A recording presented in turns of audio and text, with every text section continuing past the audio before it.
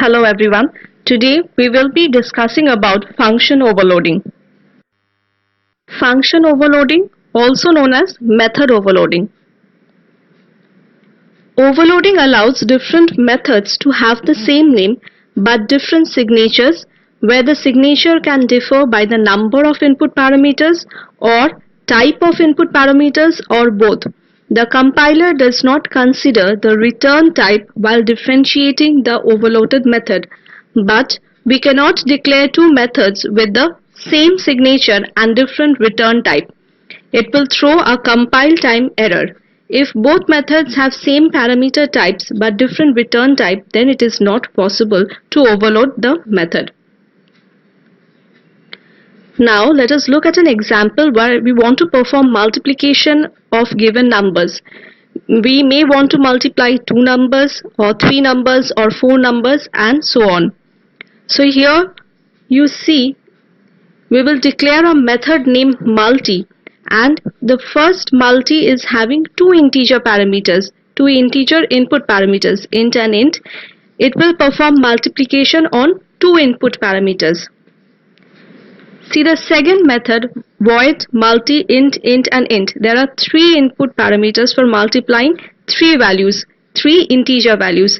Now you see that both are having the same function name, that is multi, but the difference is there in their parameter list. The first one is having two parameters and the second one is having three parameter. So this is an example of overloaded function where we have the same method name but different parameters. The difference can be in the number of parameters or the type of parameters or sequence of parameters. The process of assigning multiple tasks to the same method is known as polymorphism. Method overloading is applied in a program when objects are required to perform similar tasks but with different input parameters. In the example given above, in the multifunction, we are performing multiplication of numbers, which is a similar task for all the functions, but we have different input parameters in the different functions. Every time an object calls a method, Java matches up to the method name first and then the number and type of parameters to decide what definitions to execute. So for the above example, if we create an object and call the multi function with values 2 and 3. So multi 2 and 3 will execute the first multi function because 2 and 3 are two integer parameter which is matching up with the first function. Now if we call another function with the name multi 2, 3 and 5.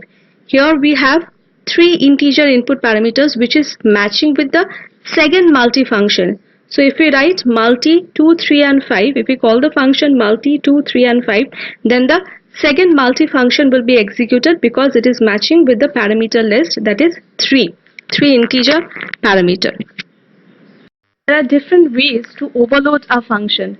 The first one is based on the number of parameters. You see here we have a class named display overloading and two functions with the name disp. The first function is having a character input char c in the parameter list, and the second function void disp is having one character and one integer. So char c int num. So you see there is a difference in the number of parameters. The first function is having a single parameter and the second function is having two parameters. The first is having a single character parameter, the second is having one character and one integer. Now in the main function, we are creating an object obj of the class. Now obj.disp a.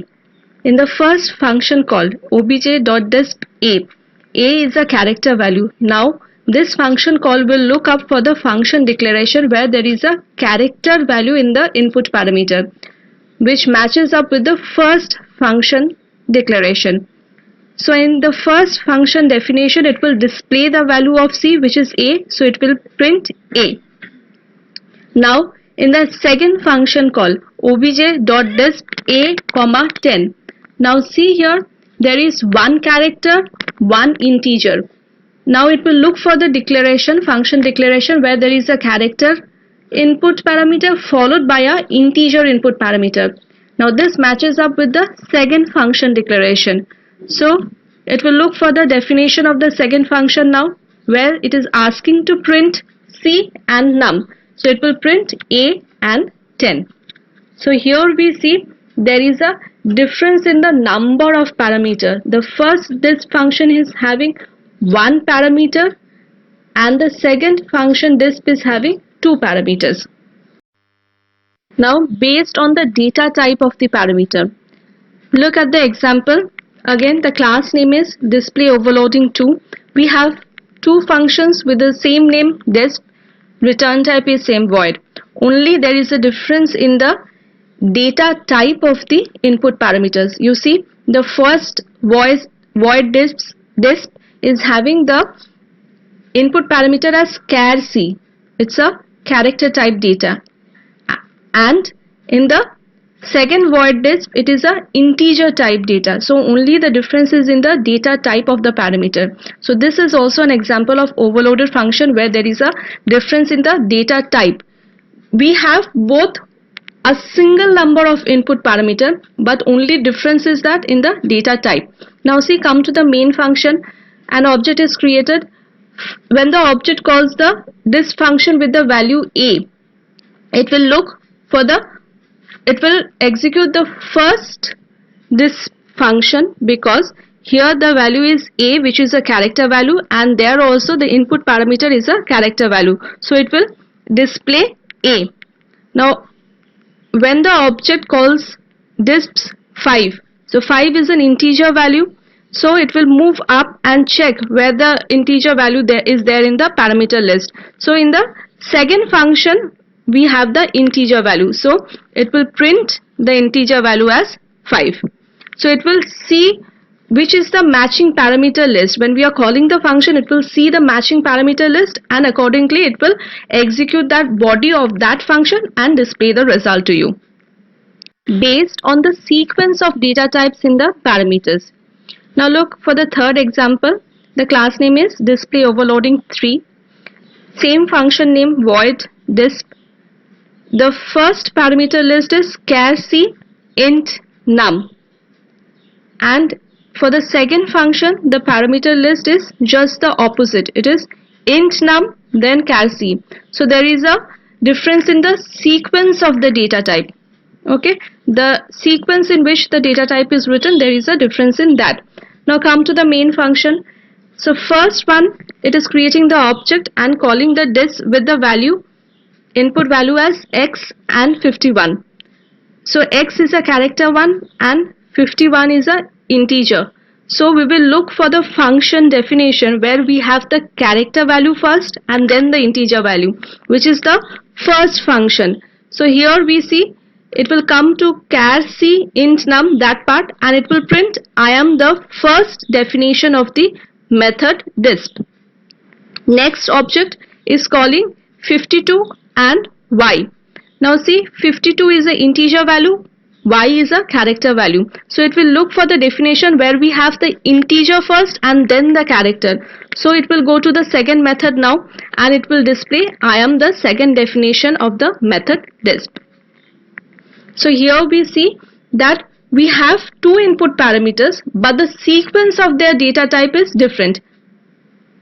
Here the data types are also same. One is int, one is char, but the sequencing of their data type is different.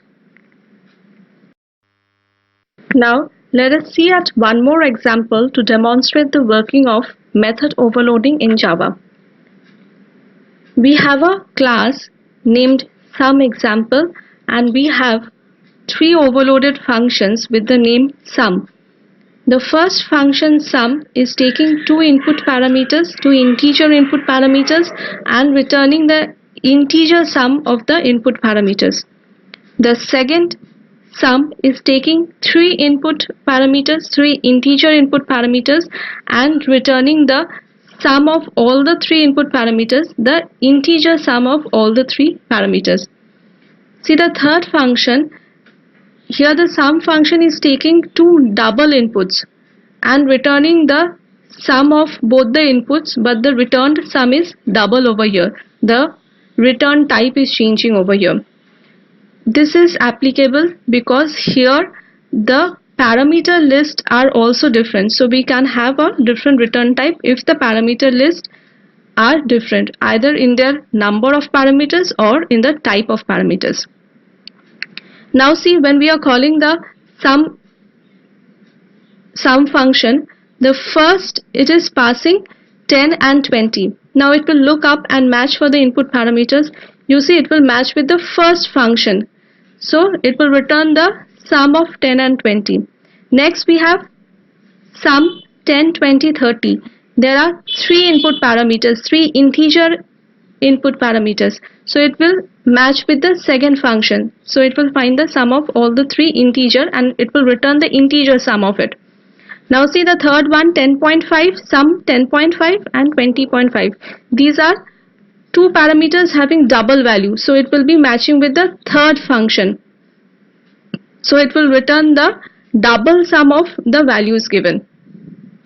Here are some assignments for you. Solve them out, and if you have any doubts, please clarify. Now let us revise what we have learned from this module. If two or more functions have the same name and if the signatures of the functions differ either in the number or type of their arguments, then the functions are considered to be overloaded. Functions with the same signature and same name but different return types are not allowed in Java. Overloading a function in Java can be done by three ways.